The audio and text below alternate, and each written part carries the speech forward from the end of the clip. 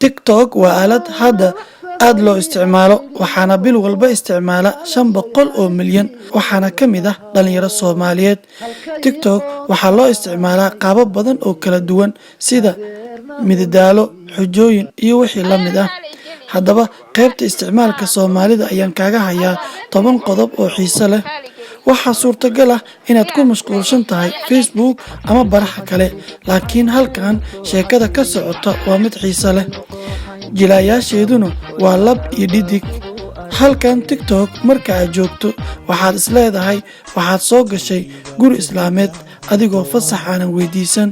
Sidoo kale haddaan kuugu dhigo halkan waxaa ku dhimatay sharafta dumarkeena Soomaaliyeed waayo waxyaabo badan oo ahayd in laga xishoodo halkan sidaa kama ahan.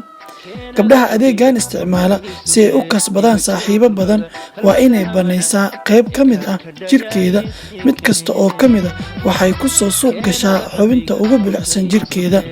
Markaad dib u eegto xishoodka dumarkeena, hablaha uurka leh ama kuwa kale marka ay jidka marayaan waxay iska ilaali jireen in maradu qabsato jirkeeda, balse halka TikTok waxay ka tahay arrin lagu xarakoodo oo xitaa waxaa lagu soo bandhigaa dhacdooyin u gaar ah lamaanayaasha isla nool.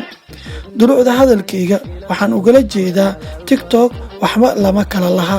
Fiiro gaara warbixintan uma samayn inaan soo bandhigo ceebtiina, balse waa iga waano. Ogow gabar yahay, haddii aad sharaftaada ilaalsato waxaad tahay dheeman, qiimo walba ayaad goosaa. Haddii aad sharaftaada ku ciyaarto, waqtiga ugu dambeyn waxa uu ku badaa